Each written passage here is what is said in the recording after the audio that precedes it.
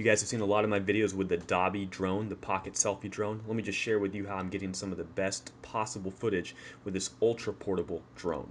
7 tips here. Let's go. Number 1, pick optimal video conditions for filming with Dobby. Here's a great example of this. Almost no wind, beautiful colors, great scene.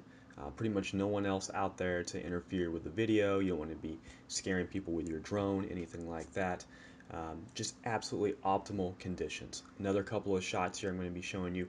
All of these have the following in common. There's very little wind, there's good lighting, and it's an area with decent GPS satellite coverage. You don't want to be risking it and flying with just 7 GPS satellites being picked up by the Dobby app. Here's another great example of that. Great conditions here, very little wind, if any at all, absolutely perfect for flying. So you got to pick optimal conditions. You can't just take the Dobby out, expect to fly it in 50-mile-per-hour winds, and think you're going to get DJI style footage. It's not for that. This is a selfie drone. This is a pocket drone. It's fantastic, but know the limits of it. Take it out in conditions where you will get the best footage. That's going to be low wind, good lighting. Number 2, plan your shots. Here's another great example of that. I'm trying to fly through a couple of cliffs here. Got a fantastic shot, one of my favorite video clips with the Dobby. Look how it just kind of pans out and reveals what's behind there. Don't just fly the Dobby around willy-nilly. Look at your surroundings and say, hey, that's a shot I want to capture, and here's how I'm going to do it. Otherwise, you're going to drain your battery, you're going to waste the time you're out there, and you're not going to capture the footage you want. Here's all examples of that. This one I'm flying over one of my favorite beaches here. Another one I'm actually flying backwards here. I was like, hey, let's actually see what this looks like. You could take forward footage and reverse it, but instead I just flew it straight up backwards. Looked great, okay? One more shot I've got coming up here that I planned. I'm going to be flying over a hill and then going to come over the top of the hill and reveal what's behind it. So just carefully plan your shots. That doesn't just have to do with the Dobby. That's for anything that you're filming. Dobby's a fantastic, powerful drone, but you've got to really make the best out of it by planning the shots that you're going to be getting with it. There we go, right there, looking over the hill. Absolutely love it.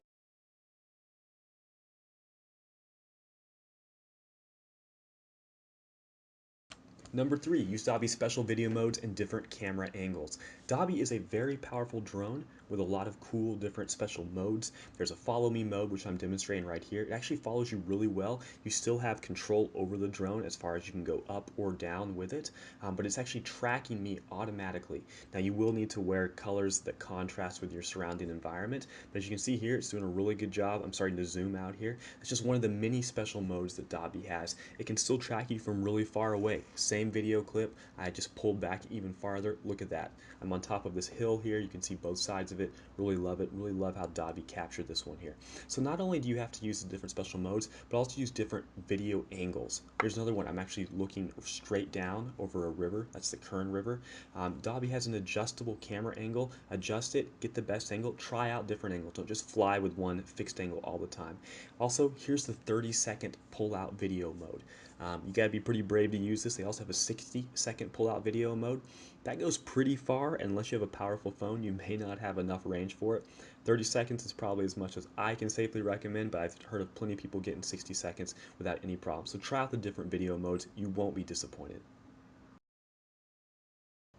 Number 4, use Dobby's electronic image stabilization. So here I'm filming at the beach with no stabilization on. Great quality footage except for how bouncy it is. I took that same shot and then edited it in Sony Vegas. I did some post-processing stabilization. It's okay. It still looks pretty good, but there's still kind of a warped effect I don't like. Now here, I actually did the same shot, but I turned on Dobby stabilization before flying. Look how much smoother it looks. Look how there's very little of that kind of weird, warpy post-processing stabilization. Just use EIS. It's easy to use. I recommend it for everything. Another great example of this right here. Bottom shot is without any stabilization on. Top is with stabilization on. The difference is huge. You do lose some video quality, but it's definitely worth it. At number 5, my favorite, use an ND filter. Look at this shot. It's amazing, the scenery is fantastic, but look at all that ugly, awful, disgusting wobble or jello. That's the rolling shutter effect. Dobby does not have a gimbal. It has electronic image stabilization, but it still can't completely get rid of jello effect if you don't use the right tools for it. I've heard a few people suggest tightening up the screws on the props a little bit to help, which it does seem to help, but the best way to get rid of jello when you're flying in really bright conditions is to use an ND filter, and I slapped one on right here. Look at how much smoother and how much less wobble there is at this high noon video shot at the beach. Also, I got one coming up right here where I'm filming over a grassy field, really bright sunlight. Anytime you have kind of high noon bright sunlight, you need an ND filter on. Don't use it in low light conditions though. Number 6, recharge with power packs. Those are just the portable battery packs you buy off of Amazon. Dobby's little USB charger adapter is compatible with pretty much all power packs. Does a great job. What I do is I plan the shots I want when I'm out fishing, hiking, exploring, film a couple shots, then turn off the Dobby. I don't waste time fiddling around with it. I get out there, I just plug it into my power pack, hike some more, fish a little bit more, and then film when I get to another location. That's how you can really maximize just one battery. Ideally, you have a bunch of batteries, but they're expensive. They're not for everyone. And even with one battery, I'm able to get lots of awesome footage. So use your power packs. Just get out there, have a couple as backups. It doesn't hurt. And finally, at number 7, simply practice and film often with Dobby. This is a drone that you do need to practice with. You can't simply just take it out of the box and expect to get amazing smooth footage without a little bit of a learning curve. Figure out what conditions your Dobby drone will get the best footage in. That's pretty much bright or dusk conditions, not low light, not indoors, and not high winds, okay? Try out the different video modes, get comfortable with them. The worst thing is to be out somewhere on a new trip and trying to fiddle around with your phone, not really know how a certain video mode will work, not know what to expect. Know what to expect from each video mode. There's a lot of cool features Dobby has. I mean, these different pull-out video modes, the tracking, you can fly at quite a good distance to the point where you really can't easily see the Dobby. Here I'm flying it up a canyon, really smooth. Notice that there's actually very little sunlight. It's kind of a cloudy day. I didn't need an ND filter for that. So practice with an ND filter and without an ND filter and know when you need it and when you don't. Obviously, in really bright conditions like at the beach, I always use an ND filter. Otherwise, the jello is just simply unbearable here. So just get out there with it. Dobby is a great drone. It's not a perfect drone. It's not for everyone, but it's simply one of the most powerful and portable drones of its size on the market today. I've had a lot of fun with it. I can't recommend it any higher. I think it's one of the most underrated drones of its kind on the market right now. There's a lot of similar ones out there, but none that are quite as small and as compact as Dobby, and with as many neat features.